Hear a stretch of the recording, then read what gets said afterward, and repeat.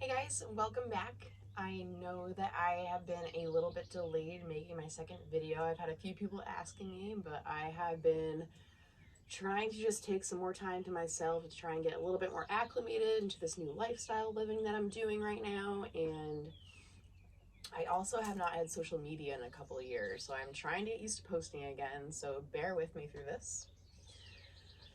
A few updates. I spent my first night in Pennsylvania, and then I headed to the Montage Mountains in Virginia for a few nights. And after that, I spent about a week in North Carolina, where I kind of hopped around between Durham area, Charlotte, and Asheville. And those of you that know me, you know that I love Asheville, and I absolutely did. I would go back there again in a heartbeat. And from North Carolina, I went to the Great Smoky Mountains, and from there I went and spent 2 nights in Chicago, where I learned that Grace and I are just not really city girls. Poor thing didn't even know where to pee. I take her out to pee in the street, and she's like, they got fences around all their trees, and she's trying to stick her head in the little fences and can't get in there. So I'm pulling her away. So she's just shaking and peeing in the street, looking at me like, is this okay to do? So after Chicago, I went to Michigan, where I stayed in the Sleeping Bear Dunes. And after that, I headed back towards Illinois, Wisconsin way, where I only spent one night. Actually, it's kind of a dreadful day, I'm not gonna lie. It was like an 11-hour day in my car, because everywhere that I went, everything that I saw online that said they were dog friendly was not. So people were just kind of being rude to me everywhere I went just because I had a dog. And I'm like, you know what? If you don't like dogs here, then I don't really want to stay here. So I pretty much slept and left. So as I was staying there, I found this amazing place where I'm at right now in Anamosa, Iowa. I found this on the Hip Camp app. So if anyone's going to be doing this in the future, I highly recommend this app, because you find more of those private campgrounds. That's one of the reasons I haven't made my second video, because I have not had that private place to actually do this. There's been like screaming children around everywhere. So I found this really cool place. It's basically people that welcome you into their own home property. So a lot of them only even have like 1 to 4 campsites. So I'm very happy that I found this place. It's just very amazing people that I have met here. The second I pulled into this driveway, the second I pulled my window down, the woman here, it was, well, aren't you just the cutest thing? And that immediately put me at ease, especially because of the way that I was treated that previous day. And I was only going to stay here a couple nights, and then they offered to have me stay here for the rest of the week and help out with this flea market that they're having. And they put me up in this little bunker of theirs, and I am just in this amazing place in a very happy spot that is just filled with love. And I'm so grateful that I found this place, because it's really, really helping me right now. So today I am going to be talking a little bit about the Anjali Mudra, which is also known as prayer hands. Most of you probably already know this is a signature gesture in the yogic practice. It is common to use this mudra at the start and end of practice, as well as to incorporate throughout, such as during sun salutations, warrior one, hero pose, tree pose, and so many more. You can pretty much incorporate it whenever you want to. It is also typical to use this mudra while chanting Om, as well as when we say Namaste upon greeting and parting ways. The purpose and meaning behind this mudra is to bring a feeling of balance within the mind and the body. We create harmony between the opposites of the left side and the right side of the body by joining our hands together in prayer at our heart chakra to bring ourselves to a more centered state. Combining this mudra with Namaste is a touchstone greeting which we use to bring spiritual peace within ourselves as well as with others. It is believed that the divine and soul is the same within everybody. So through this mudra, we acknowledge that we are all equal as one. It is a way to basically kind of express the light in me honors the light in you, or the God in me honors the God in you. There is said to be about 72,000 channels or rivers, which we call nadis in yoga, which run throughout the entire body through which our breath flows. And where these channels cross paths, we have our energy hotspots, which are known as our chakras. So we have 7 main chakras that go from the base of the tailbone up through the center of the body and through the crown of the head. And we have 3 main nadis that circulate through the left side, right side, and center of the body. So on the left side, we have our Ida nadi that goes from the base of the tailbone up through the center of the body to the base of the left nostril and refers to the right side of the brain. This is our passive, introverted, feminine, lunar, or moon side. And on the right side of the body, we have our Pingala nadi that goes from the base of the tailbone up through the center of the body to the base of the right nostril and refers to the left side of the brain. And this is our active, extroverted, masculine, solar, or sun side. So I'm going to have you guys do a little exercise with me. One of my favorite breaths to use in yoga is called the Nadi Shodhana breath, which is also known as alternate nostril breathing. So as we do this together, I want you to try and feel, does one side feel more blocked than the other? Maybe they both feel a little blocked, or maybe they both feel pretty good. And if they do, good for you. So we're going to take our right hand and we're going to fold our index and our middle finger down into the palm. And we're going to be using our thumb and our ring finger for this. So first we're going to start by exhaling the breath all the way through the nose. And we're going to close our right nostril with our thumb. We're going to inhale left, close both, exhale right. Inhale right, close both, open the left, exhale left. A couple more times, inhale left, close both, exhale right. Inhale right, close both, exhale left.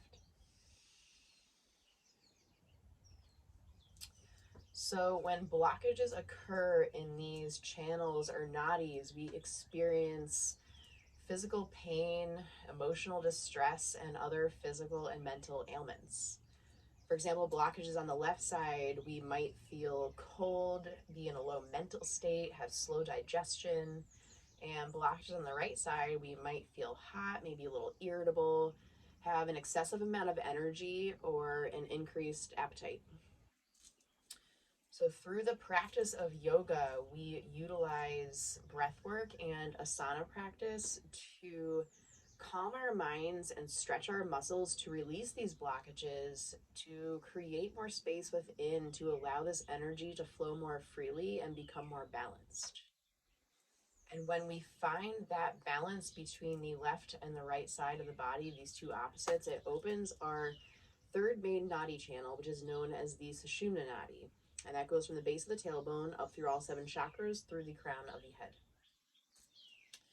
When we find this balance, it, as they say, awakens our kundalini. And that is one of my favorite words. So say that with me, kundalini. So kundalini is the divine feminine energy that lies dormant at the base of the spine until this balance is achieved. And that is when true enlightenment begins. So I want you to try and imagine a ray of light shining up through the center of the body, open and ready to receive all blessings from the universe above. In my first video, I spoke briefly, for those who watched, about God Vishnu, who again is known as the protector of the universe. He helps us to find balance between good and evil. He works in mysterious ways and shows up in human form on earth to help guide us onto the right path in life. So this could be your mother, your father, a sibling, a child, maybe a teacher, a bully, or an enemy, or possibly even your own self. He lives within all of us. In the myth behind this mudra, it speaks of a misfortunate woman who so greatly wants to be the mother of a child, but she is unable. Now, this woman is a devoted worshiper of Vishnu, so she spends every day praying and praying and praying, just hoping that maybe one day her dream will come true. So Vishnu hears her prayers and decides to grace her with a child. So he sends his loyal servant, Snake Ananta, upon which he rests, down to earth in human form of an infant. But on his way down to earth, he does not transform all the way. So as this woman is sitting and praying, this infant falls into her upturned hands or outstretched arms in form. The upper half is human boy, and the lower half remains serpent. But instead of questioning this gift from above, she decides to love this child unconditionally despite his appearance. Now, this child, whose name is Patanjali, he grows to be a great yoga master, and he is now known as the father of modern yoga. Now, I am aware that sometimes Vishnu's lessons can feel a bit unkind or maybe a little extreme and difficult at times. So it is so important to remember that there is always a positive in every negative situation. But if we remain focused on the negative and fail to see the light in things, those negative things will continue to happen because we are missing the message that is being sent to us. If we remain focused on the negative and get stuck in our struggles and just dwell in misery, we become stuck in a lower state of consciousness. But when we try and to change our perception and look beyond to really try and discover what the Vishnus in our lives are trying to teach us, is when we fight and win that internal battle with our ego that is holding us back from living to our highest potential. I have had so many people in my life tell me, man, Kels, if you didn't have bad luck, you would have no luck at all. And I am very guilty. It's something I still struggle with to this day, of getting stuck in that negative thought process. I was always waiting for that next bad thing to happen. And even before I left on this journey of mine, every piece of advice that I got from people was all so negative. It was all about, like, you can't do this alone as a woman. Like, you're female, you can't do this. But you know what? I am doing it. Every piece of advice, like, I'm not gonna lie, everything was about, what protection do you have? Do you have your gun? Do you have your taser? Do you have your pepper spray? And I'm like, I don't have a gun. I do not have a gun. But I did buy all these little things just to make everyone else feel a little bit more comfortable with me leaving on this trip. And every piece of advice that I got ended with, and then you're gonna die. You are going to encounter a bear in the woods, and then you are going to die. You are gonna get raped, and then you're gonna die. And my personal favorite, man, as a woman, if you gotta go pop a squat in the woods, a snake is gonna crawl in your pants, bite you, and then you're gonna die. And you know what? I actually did have my first snake encounter the other day when I was in Michigan, and I am still here, people. I'm still here. All is okay. And of course, I have had one negative thing after another happen to me on this trip. I ordered a few things in the mail that didn't come in time. And then the night before I'm leaving, the battery in my car keys die. And then my cell phone charger breaks when I'm on the road, so I had to go buy a new one. And then my cell phone decides I'm going to stop charging now, even with this new cell phone charger. I'm like, God, come on, give me a break. I'm already at the point I'm like, give me a break. And then I get to my first spot in Pennsylvania, and it's supposed to be a drive-in camping spot. And mine is the only one out of all of them, I kid you not, that is just filled with all tree stumps. It's all tree stumps. So I'm looking at my neighbors. I'm like, guys, do you know where I'm supposed to park here? And they're looking at me like, we were actually thinking that before you even got there. So they were my second pair of eyes, and they kind of helped maneuver me back in, try and maneuver around these stumps. And I'm like, you know what? I'm only spending one night here, so it's not a big deal. Whatever. I can handle it. And then I get to Virginia, and I realize that the tent that I bought is just not going to work. I bought this awning tent that came off the back of my car. I'm like, oh, this is like a perfect little home. But you know what? All of the hiking trails I have to drive to. So I'm like, well, crap. Like, I don't want to just sit here the whole time. I want to go explore.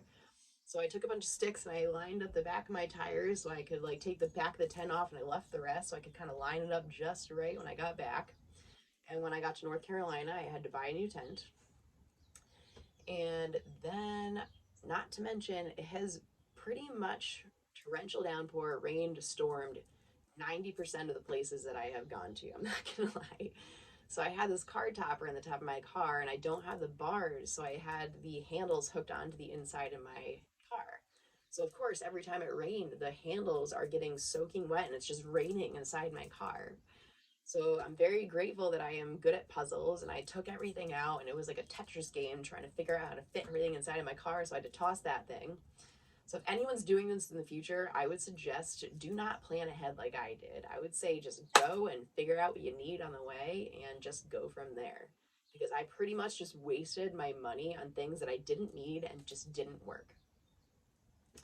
And the worst of it all, I was having a amazing day actually. I was in Pittsburgh, North Carolina. I was at this lake and I was just kind of enjoying the sun. I was having a really great day, just acting like an uber dork and like doing some reading and writing and just swinging on swings with my dog. And I was, going down the slide, playing on the playground, just acting like a total child. And I was just so happy when I left. So I go to leave for the night to find a place to camp, and I get back to my car, and my car window had been punched in, and there was just glass everywhere. And I'm still to this day finding glass in my car. So I call my insurance company and I can't get it fixed for like 4 or 5 days. I'm like, oh God, well, I'm supposed to be in Charlotte. Like, what do I do? So they found a place in Charlotte for me to get fixed. So I had to drive an hour there with this cheap little trash bag on my car that is just, it was like a helicopter in my car. So I got my poor dog shaking like a leaf on my lap, like so anxious. I'm trying to console her. She's like surfing on my lap, and I'm just praying that a piece of glass doesn't come flying in my eye. But I made it, and all was okay. Got my car window fixed. It was just a bump in the road, and it could have been so much worse because the only thing that was taken was my purse, which had nothing important in it. So I have to laugh at the situation. Little confession, I'm a major chapstick hoarder. So there is some moron running around out there with this cheap little $15 purse that's filled with a bunch of chapsticks and tampons. So you know what? The joke is on them. I was more, it was more unfortunate for me the amount of I told you so's that I got from people. I told you these negative things would happen. I told you you couldn't do this alone as a woman. Are you ready to come home yet? And no, this is just a bump in the road. This is all supposed to be a learning experience. I'm going to hold my head high and I'm going to continue on this journey as I was supposed to do. Everyone just always tries to think of the worst, and I am trying to get over that. So I'm hearing that from other people. It makes it so much more difficult to do that. So the way I look at it, I was supposed to go through all these negative things to make myself stronger in the end of this journey. The first hike that I went on after this all happened, I see written in graffiti on the wall, all things are more difficult before they are easy. And even on my drive to Iowa, the first song that came on my radio was a Steve Miller Band, Jet Airliner. And totally right. We have to go through hell before we get to heaven.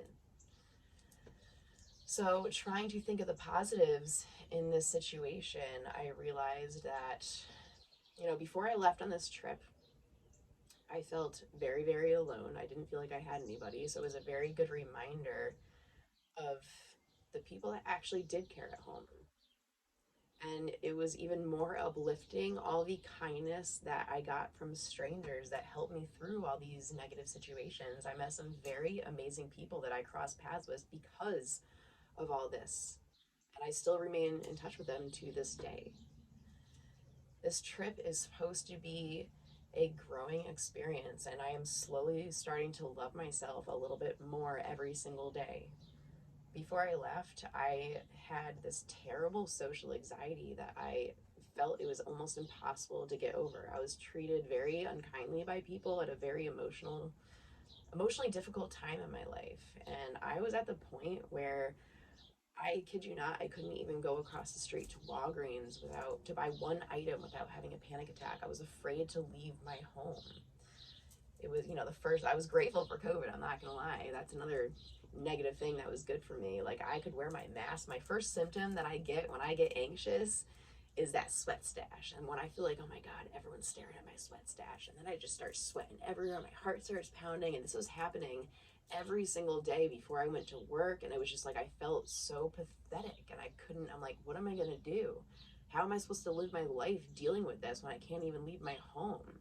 So this trip is absolutely huge for me. It is, I now don't need my mask to go out in public. I feel fine talking to strangers, and I am just growing and learning and just loving myself. And that is what this is all about.